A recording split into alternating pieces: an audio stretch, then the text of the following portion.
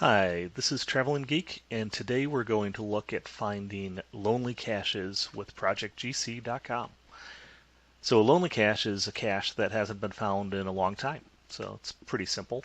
Um, as with all advanced searches, I'm going to start by clearing my virtual GPS. It's a great feature from Project GC. Allows me to accumulate the caches that I want to take a look at. So today we're going to say lonely caches. I'm going to go ahead and use my user notes and say this was generated on 2/25, 2018, and I'm going to be looking in a few specific counties. So these are just notes to myself so that I can remember what I created at the time. If I had any particular caches in mind, I could add a list of GC codes as well to kind of see the list, but in this case, I just want a blank list, and that's what we have here. Now to find lonely caches, we're going to go to Statistics and look for lonely caches right there. So it's a pretty standard interface for Project GC. I can optionally use my profile name. In this case, I'm going to actually run it without a profile name. Not a lot of people realize that you don't have to have a profile. If you don't have the profile, it just looks for geocaches, whether they're found by you or not. So I'm going to be looking in the United States and Texas and a few. I want to pick a few counties, so I'm going to turn on the multi-select. So I still have United States and I'm still got Texas down here selected. But in this case, I'm going to pick the counties that are closest to me. So there's a few in the neighborhood that I want to select. I could pick the first one and then find my second one. There's a lot, 254 counties in Texas, so it can be quite the list. I hold the control key and select my second one. I'm actually going to do 5. So Galveston, Fort Bend, Brazoria, and Harris County is next. And way down at the bottom of the list, we're going to get Wharton. There we go. So I have selected 5 counties, and they'll all be, they'll limit where my lonely caches are looked for. Now, I do want to go ahead and include some difficulty and terrain details. I really don't want to look for anything that's over, let's say 3.5 in terrain. So I'm only going to look for 3.5 terrain. Difficulty, I'll go up to 4. It's going to be hard enough finding these suckers that haven't been found in a long time. So I'm not even gonna try these other ones. I also want to take a look at just push that down a little.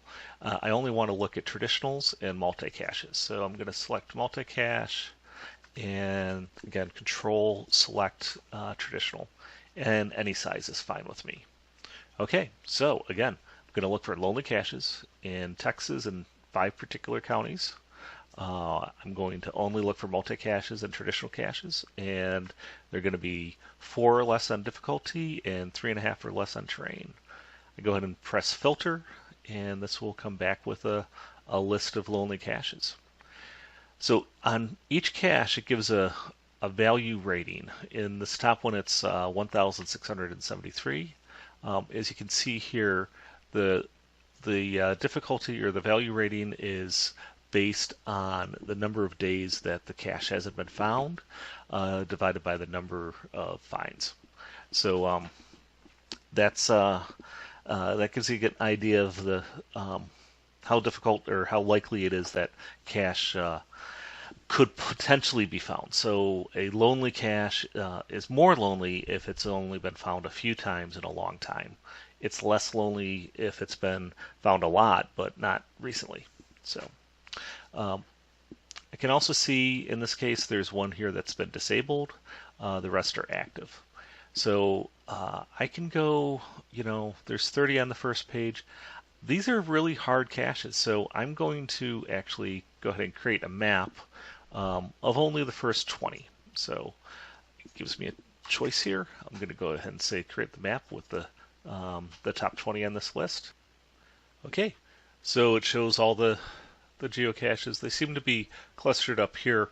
I'm down in this area, so I'm going to pick the ones closest to me. I'll go ahead and add this. See, it goes up to my virtual GPS. I think we'll grab a few of these. I don't want to look at too many at a time, but we'll get a good start. Maybe 5 caches is a good. I'm going to skip these ones up here. They're just a little bit too far away. Okay, so now I can click here to go to the list in my virtual GPS. Okay, now I can review the list of caches I've picked. You get all your basic information up here, but I'm going to scroll all the way almost to the right here, and I can see more information that I'm interested in for hunting these because they're lonely caches. I can see when the last time they were found. 2014 was a long time ago. Some were more recent, just about a year ago, one even less than a year ago, and how many times they've been found. That's important. It also shows you the last logs. Keep in mind, if it's only been found once, the most recent, not all of these. This implies that it's been found more than once. It's only been found once. This one, it's been found once. It's been found once. This is kind of misleading a little bit. So always look at the find count. Favorite points is pretty important. So this looks like this could be a fun one. So I'll keep that in mind. I can see who has posted them or published them, so that might also inform my decision on who to go after. In this case, I'm going to skip this one that's had 2 DNFs. I'm just going to take it out of my list by deleting it and have a better chance of finding these other ones. So happy with my selection there. I'm going to go ahead and export all of these to GPX, and I have a few options on building a GPX. I'm going to go ahead and up this to 10 logs. Most of these I think will have less than 10 logs, but that's just in case there's any notes that other people have posted in the past. I want to have those available in GPX. I'm going to ask for these to be processed at a high priority, which brings up a CAPTCHA. This is actually a mathematical formula, so it's looking for the answer as opposed to typing what's in there. So 2 minus 1, is 1. And I do have multi-caches in here, so I'm going to use corrected coordinates. If they're not current, you could choose to also refresh the corrected coordinates. Mine are pretty fresh. So at this point, I'm just going to build the GPX. It will put a job in my queue. See, there's a job in queue, and when that completes, I'll be able to download the GPX.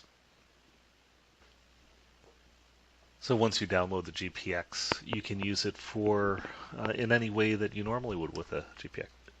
You can load it to your GPS and go find these caches. Remember, these are lonely, so if you do find them, that's great. Be sure to post that. But if you don't, I would log a DNF. Other people will want to know that you weren't able to find it, and if it's warranted, perhaps you should report a needs maintenance or needs archive. Help the cache owners know what's going on, and maybe even get the attention of a reviewer if necessary. Thanks for listening, and good caching.